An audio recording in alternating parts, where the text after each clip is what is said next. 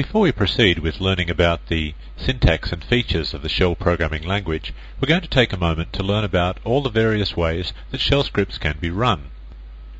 I want you to have this information now so that for the remainder of the course, whenever you prepare a shell script, you'll know all the options available to you when it comes to running that script, and there's quite a few more than you may imagine. Let's have a look first at some of the simple ones via the shell command line. Now, we must all be aware, surely so far, that it is possible to run a shell script on the shell command line. In other words, you type in the name of the script at your shell prompt and the script runs. This is probably the most straightforward way of running a shell script. Well, in actual fact, there are 4 ways to run a shell script on the shell command line. I'll show you all 4 ways right now, and we'll think of an example using a script called MyScript. Well, clearly the first method is the method that you're probably already familiar with, is simply type in MyScript just by itself on the shell command line. Now, I want to explain what actually technically happens when you do that.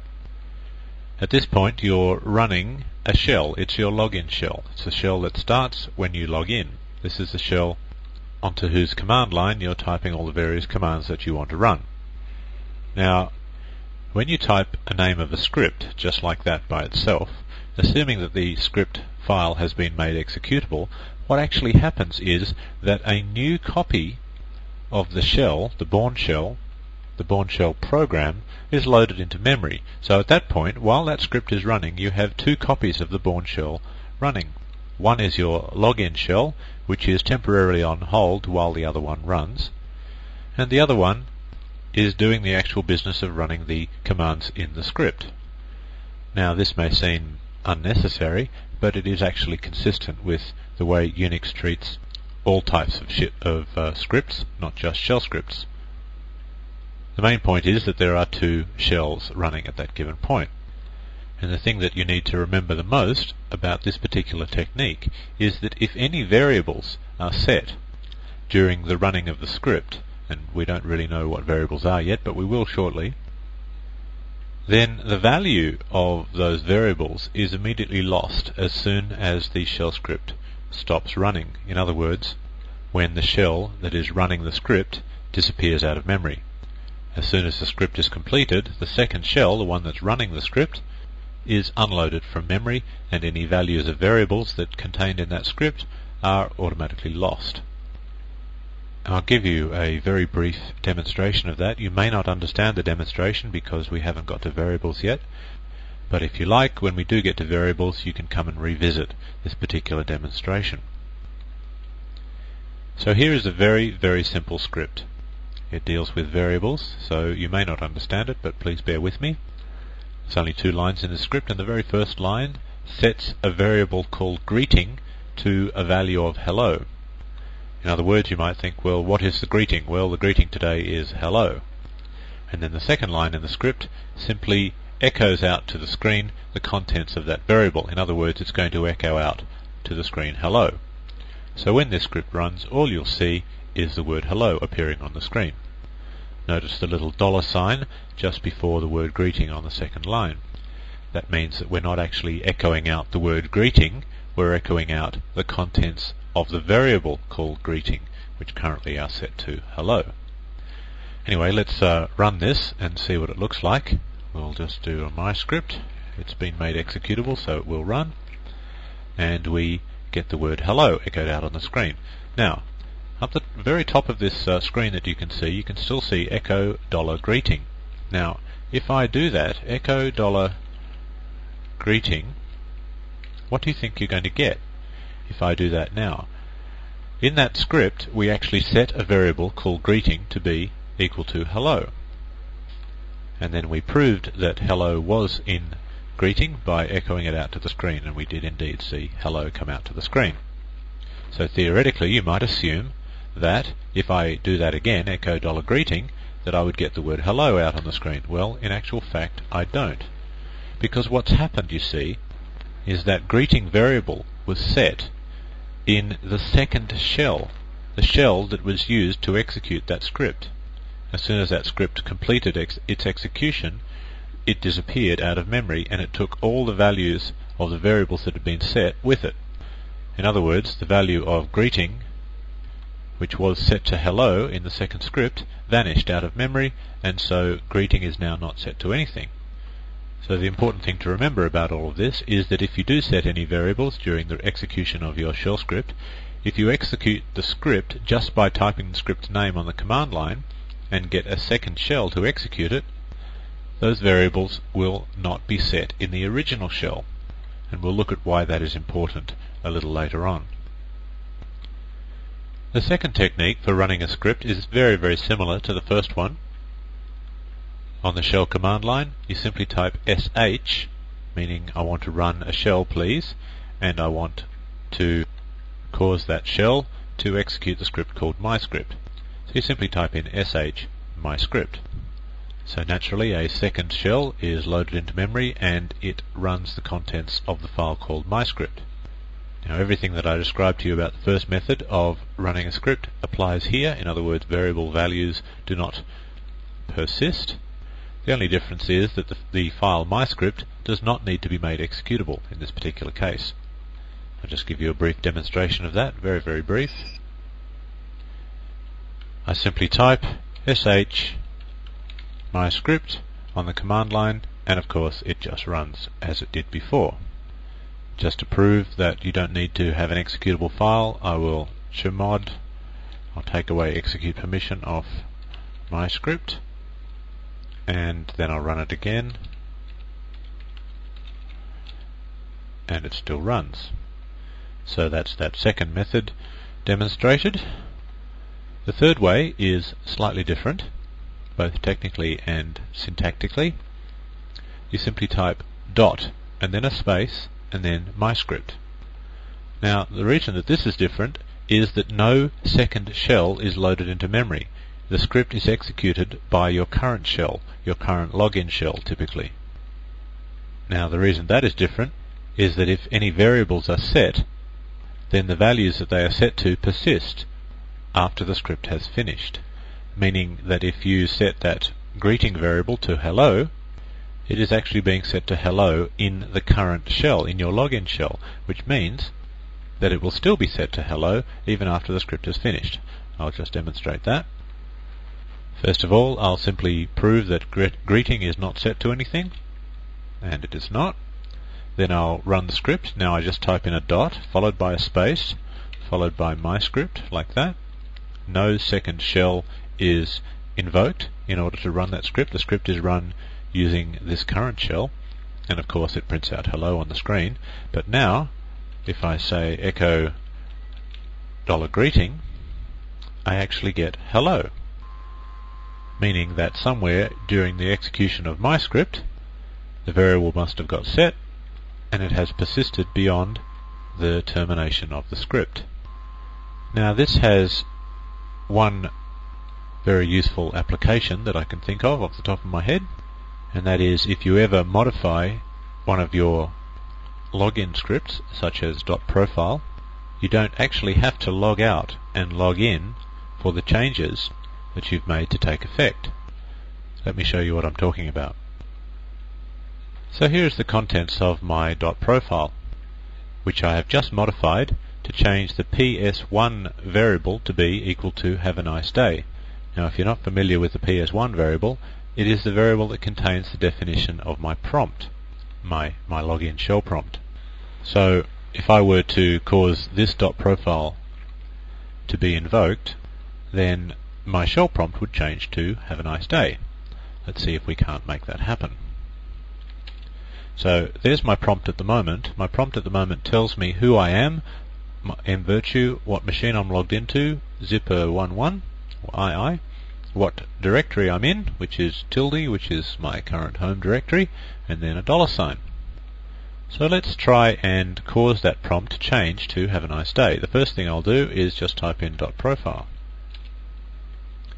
Permission denied. That's probably because it's not executable. Well, I'll try it like this. sh.profile. Now that will run it, and it doesn't need to be executable.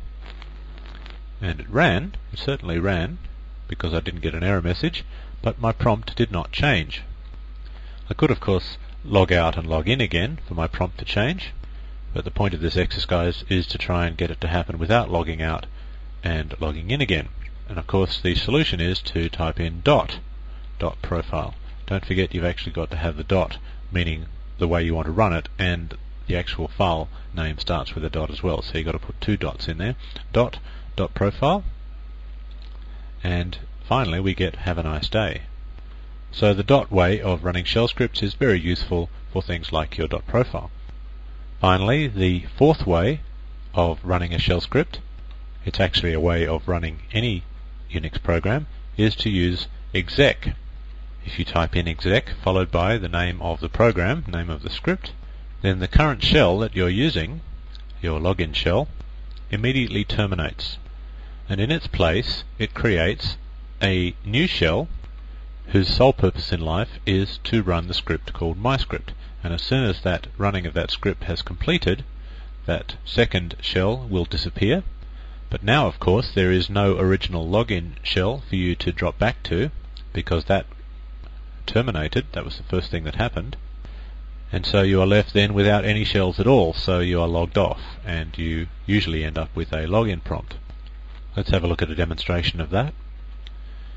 So I'll find my MyScript program, and I will exec it. Exec MyScript. Now let's watch very carefully and see what happens. Now notice right up in the top of my window it says not connected. That happened because I am running a telnet session. I'm connected to my internet service provider Zip. And the sequence of events that happened was the login shell that I was running terminated.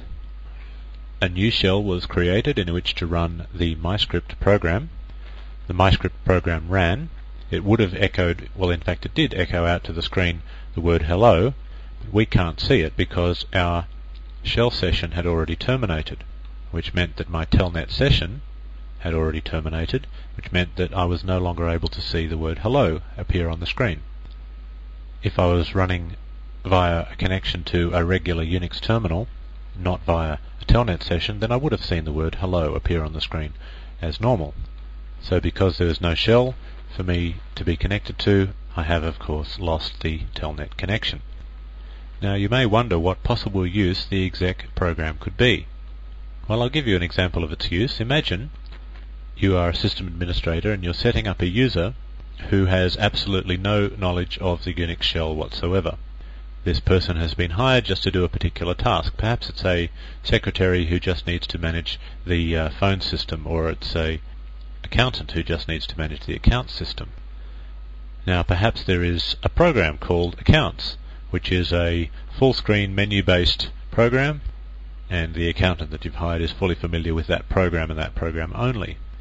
So what you can do, of course, is in that person's dot profile, on the very last line, you can put the word, or the line, exec accounts. And what will happen, of course, is when that person logs in, the dot profile will run as a script.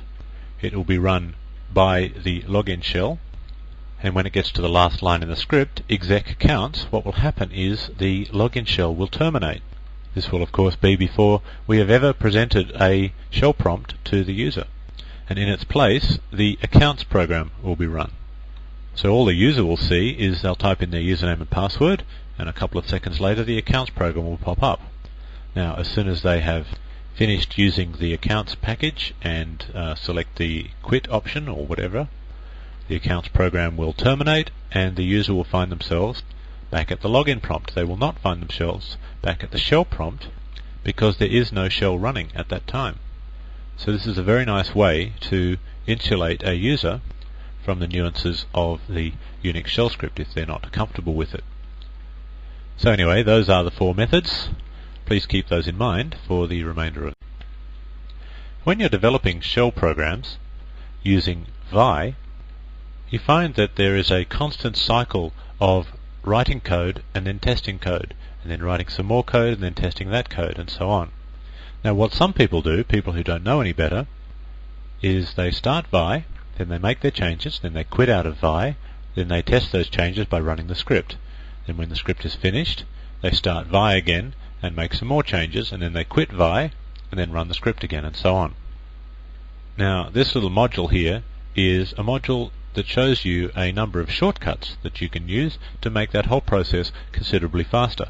In fact, it turns out that you never need to leave Vi at all. You can do all your testing and running of the script from within Vi. Let's have a look at that. Let's have a look at these techniques. The first is, from within Vi, if you type : it allows you to run any single Unix command. And that's any command at all. You could run ls. You could run another Vi session if you wanted to. And you could even run the script that you're currently in the middle of editing. Let me show you a brief example of that. So here I am in the script, and I might want to run, I don't know, anything, the ls program. So I do : ls, and then press enter, and then it gives me the ls listing, and then it says press return or enter another command to continue. Now I don't have any other commands to continue, so I will just press return, and it leaves me back in Vi again. So I just ran a regular Unix command, and I did that without leaving Vi. That of course can be extended to running this script itself. So I can go : my script, like so, and it says hello, and press return, and I am back again. So I've actually tested my script from within Vi. There's an example of it there on your screen, but I just showed you that, so we'll move on. Now it actually gets better than that, because you can actually repeat any command that you just ran by typing the following: : again, followed by the enter. That will repeat whatever command it was you just ran. So let's have a look at that. Back in Vi, I'll simply type : and press enter, and it runs my script. Why does it run my script? Well, because that's exactly the command that I asked it to run just a moment ago.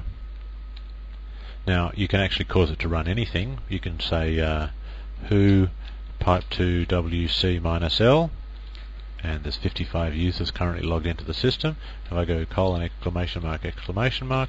I get exactly the same command run again, and again obviously I get the same answer. So that should hopefully significantly cut down on the amount of typing that you have to do in order to get your script to run.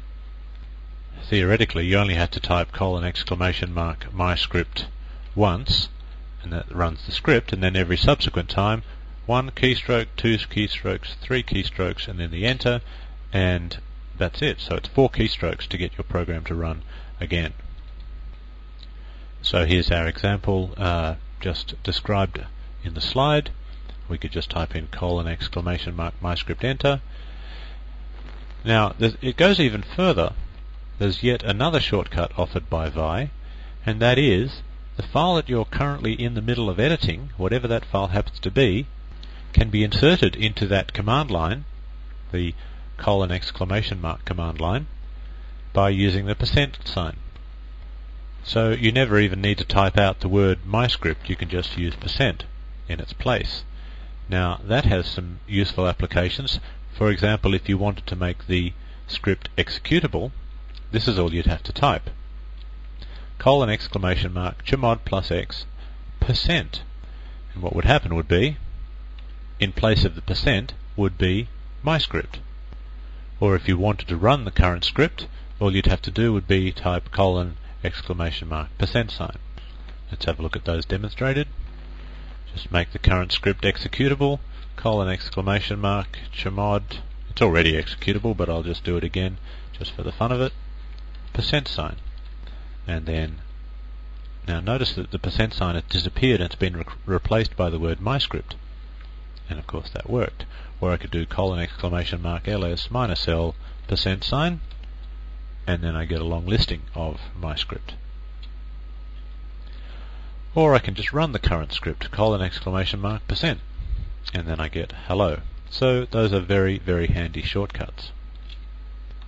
If you do use Vi on a regular basis, I suggest that you adopt those as quickly as you can. It will save you quite a lot of time.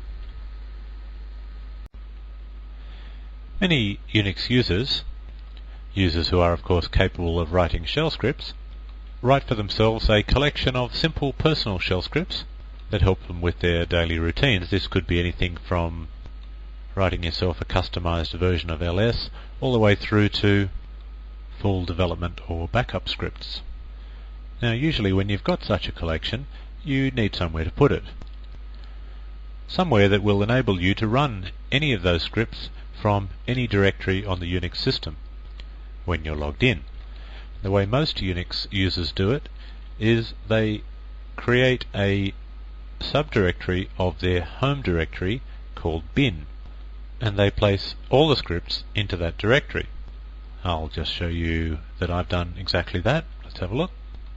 Here's my home directory. I'll do an ls-l and I find that I've got a bin directory. So let's have a look in the bin directory, ls-l bin, and I've just got some very simple shell scripts in there. One of those, for example, L, is a little shortcut to save me typing ls-l. I just type in L, and not only does it give me a ls-l listing, it also shows me any hidden files, and it color codes the directories and executable files. So I could, for example, say L of bin, and it shows me that the green ones are executable files, the blue ones are subdirectories. So what does my L script look like? Well, it's very simple. I'll just do a cat of bin/L, and it's just that. It's just ls with a few clever options, and notice that I'm using exec as well. That just saves a bit of memory on the system. Anyway, what's in these scripts is of little importance. The important thing is that I have all my scripts collected together in one place. But that's not the end of the story. In order to enable those scripts to be run from anywhere in the system without having to type in their full path, that bin directory needs to be added to your path. Now, if you're not familiar with path, I would hope that you would be if you're at this level of Unix expertise, that you would already be familiar with what path is. But if you're not, it's a Unix shell variable that contains a list of directories that the shell looks in to locate any program that you ask it to run. So for example, if you type in vi, what the shell does is it looks in your path variable and it breaks that path variable down into a list of directories, and then it looks in each of those directories in turn until it finds an executable program called vi, and then it runs it. And if it gets all the way through all that list of directories and doesn't find an executable file called vi in any of them, then it says command not found or something like that. The path shell variable is typically set in your .profile. So what you do is you simply add your bin to your path. In other words, you adjust the setting in your .profile such that your bin directory becomes part of your path variable. And you typically put it at the beginning of your path, so that if, for example, you create a little script called vi, it will pick up your script first before it looks in the regular place where it would ordinarily find the program called vi. So let's have a look at the way I've done that. I'll do a vi of .profile. This is my real .profile this time, and I find that the very first thing in the file is something that says please look in my home directories /bin before you look in the rest of the path. What's really going on here is $path will be what path is currently set to, and then I put this little bit on the beginning. I put a colon and then a tilde/bin, which means please look in the bin directory, which is a subdirectory of my home directory, and the colon separates that from the rest of the path. Now, putting the colon right at the beginning is a shorthand way of saying I want you to look in the current directory before you do any of that. So I've actually specified two different things with this one line. The first thing I've specified is that the very first place I want you to look for executable files is in the current directory. Then if you don't find it there, look in the bin directory in my home directory, and then if you don't find it there, look in the rest of the path. Now if you put that in your .profile and then execute your .profile in the current shell by using the dot operator, .profile, like that, you will then be able to execute any of the files in your bin directory from anywhere in the system. So I could go to /etc, for example, and I could still run my little L program. Remember L, which was an ls-l, and there it is, a color-coded long listing. So I suggest that you do all of those things yourself. It will make your Unix life a lot easier. Create yourself a bin directory, put all your little handy executable scripts in there, and then add that bin directory to your path.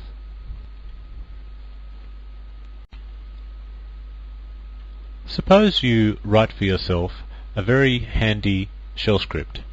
The shell script is so handy that you make it available to every other user on your Unix system. You might put it in a special bin directory like /user/local/bin, where everybody can find it. And further, suppose that some of the users on your system are not using the Bourne shell as their login shell. They're using the C shell. Now, when those users attempt to run your Bourne shell script, what do you think will happen? Well, the chances are that they won't be able to run it, or they'll run it and they'll get some kind of syntax error because the syntax of C shell scripts is completely different to the syntax of Bourne shell scripts. Now, the aim of the exercise is obviously to create a script such that everybody on the system can use it regardless of what shell they're using. So in this module we learn how in fact we can go about that. So let's get a bit of background on that first. The Bourne shell is not the only program that can be used to run scripts, of course. Others include, well, the C shell, we just mentioned that, but there's actually a whole bunch of other programs that can run scripts that aren't shells at all, like SED, the stream editor, or awk, it's a very powerful text processor, or Perl and TCL, which are also very powerful text processors. There are many others. Scripts can be written for each of those programs. In fact, what you would say is that each of those programs, including the Bourne shell, is a script interpreter, each with its own language, syntax, and set of features. So let's look under the bonnet and find out exactly what happens when you instruct your Bourne shell to run a script. What happens is, firstly, the file, the name of the script file itself, is located and opened. And the first few characters of that file are examined to determine what type of executable it is, whether it's a binary file or whether it's a script. Now, if it is a script, and no interpreter is specified in the script itself, and we'll look in a moment exactly what that means, then the shell, the Bourne shell that you're running, attempts to interpret and run that script. And of course it may be that your login shell is a C shell and the script that you're trying to run is a Bourne shell script, or vice versa. It may even be possible that the script that you're trying to run is not a shell script at all, it's a Perl script, or an awk script, or a SED script, or something else. Now, even if it's not a shell script, we still want it to be able to be run successfully from the shell command line. How do we go about telling the shell that this is in fact a Perl script and should thus be executed using the Perl program? Now, the answer is not putting an extension on the end of the file name, like a .pl extension, or if it was an awk script, putting a .awk on the end of the script name. Unix, as you may recall, does not support file types via extensions. That is solely a Windows province. So there has to be another way. And the other way is this. The script interpreter can be specified on the first line of the script in the following manner. If you add a line that looks like that to the very beginning of your script, then if a script interpreter attempts to open that script, it will read that line and determine from that line the real script interpreter that should be used to run the program. In other words, if the Bourne shell opens up this script and sees that line at the beginning of the file, it says, aha, this is not a Bourne script at all. I should not try and execute this. Instead, I should invoke the C shell and load the C shell into memory and ask the C shell to run this particular script. In that way, the script will be run successfully. If it was a Perl script, for example, you might specify the script interpreter like that, depending on where Perl happened to be located on your system. Now, it's not mandatory that you put this line at the beginning of your script file. Obviously, it's not mandatory because we haven't done it yet and the scripts have still been running. But we've just been lucky because we've only been trying to run Bourne shell scripts using the Bourne shell login shell. So I guess we've just been lucky. So it's not mandatory, but it is in fact strongly advisable. So what I advise all of you, as quickly as possible, get into the habit of writing scripts with a script interpreter specified on the first line. So in other words, if it's going to be a Bourne shell script, you would put that line at the very beginning of each script that you write. If you don't put it there, your script will not run correctly if it is started by someone who is not using the Bourne shell as their login shell. And this technique is absolutely essential if you want to use Bourne shell scripts in your CGI web programs. There is no way that your shell scripts will run correctly if you do not put that line at the very beginning of your file in a CGI program. I'll just give you a brief demonstration of that. In this directory I have a script called Perl-script. This is a script written in the language of Perl, not written in the language of the Bourne shell. Now, it's still an executable file, so theoretically I should be able to execute it. So let's try that. Perl-script, and I get a bunch of error messages. And the reason I get those error messages is I have not specified the script interpreter at the top of that file. So let's now open up Perl-script and have a look at it. It doesn't really matter what's in it, but what I want to do is determine the script interpreter. Now, to do that I need to find out where is Perl on this system. So I do that by using the type command. Type Perl, that will tell me the path where Perl can be found, and it's in /user/local/bin/Perl. Okay, fair enough. So at the beginning of this file I put /user/bin/Perl and write that and save that and quit. And now again I run Perl-script, and this time it prints correctly. I get no error messages, I just get a bunch of HTML code which theoretically should have been submitted to a browser. Whether or not it should have been submitted to a browser, the point is the script worked. And we want all scripts to work all the time, no matter where they're called from, so it's really advisable to put the name of the interpreter at the top of the script file. I mentioned at the beginning of this course that Bourne shell scripts can be used as CGI scripts in web programming. Well, in this module I give you the very briefest of introductions as to how to do that. Any of the scripts that we create during the remainder of this course could be turned into CGI scripts without too much drama, but it would make a big difference if you knew how to code in HTML. If you don't know how to code in HTML, then I really wouldn't bother going down the CGI scripting road just yet. Anyway, a brief introduction. A CGI program is a program that is used to provide interactivity, automation, or database connectivity to a website. In other words, you can make your website do something as opposed to just present information. Or alternatively, the data that you are presenting on your website can be coming from a database rather than just from static HTML files. Any type of program can be a CGI program, something that you've compiled from C, for example. It could be a Perl script, or it could be a Bourne shell script, any type of program.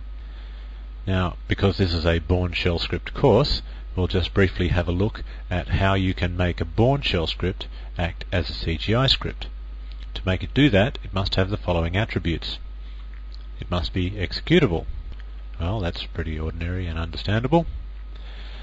It must have a valid script interpreter specified in the very first line of the file. Now, we just looked at that, so it absolutely must have that. You can't get away with not putting that in a CGI script. And any output produced by the script, in other words, anything that would ordinarily go to the terminal, to the screen, must be recognized as a valid HTTP stream. Now, what this essentially means is that the output must begin with a line that looks like the following: content-type, space, and then whatever content type you're attempting to produce. Whether you're attempting to produce HTML or just regular text is completely up to you, but you must put that at the beginning of your standard output. So I'll just show you a brief example of that, and then you can hopefully see how this all hangs together. This shell account that I've been using with my internet service provider is indeed the shell account of my website. And my website has a CGI bin folder where all my CGI programs reside. Now in there is a file called do_ls, which is a shell script. It's a very, very simple shell script. It looks like this. The very first line is, of course, my specification that this is a Bourne shell script because the interpreter is /bin/sh. Now the output that this produces is a content type of plain text. So it's not producing HTML, it's just producing regular text. And those two echo statements are required for this to be a program that produces a valid HTTP stream. And basically they say that everything that follows is just going to be treated by the browser that views this output as plain text. Now all this program actually does is it does a listing of the bin directory, the /bin directory, not my personal one, but the system-wide bin directory. So theoretically, if we run this via a browser, we'll just get in the browser a listing of the bin directory. Let's have a look at how we might go about doing that. Now here is a very, very simple web page that I've created in order to test that particular script. It just has one button on it called Run Script, and let's have a look at the HTML source code to see what is going to happen when I click on that button. This is the HTML source code for that page, and all it's going to do is, here's the form involved. If you don't know what a form is, then you probably shouldn't be listening to this particular module. Here's the form. The action for the form is to run the mvirtue CGI bin do_ls script. Now that's the script we just looked at just a moment ago, which is here. There's the do_ls script, and this form, when I click on the submit button down here to run the script, it will post to the HTTP CGI bin do_ls script. So that's all that's going to happen. It's very, very simple. Simple, I guess, if you know HTML and know what a form is, but let's have a look at that actually running. I'll now click on that, run the script, and this is the output of the script. The CGI bin do_ls script produced this output, and this output is, of course, a listing of the /bin directory on that particular Unix system. So the bottom line is that basically any Unix shell script can be converted to a CGI script by adding the following lines to the top of the script. The script interpreter and then the content type line. That could be text/HTML instead of text plain if you actually wanted to create an HTML file. And you've also got to keep in mind that such shell scripts will not be interactive. You will not be able to do any reading from standard input. You'll only be able to produce output. With that in mind, good luck with your CGI web programming.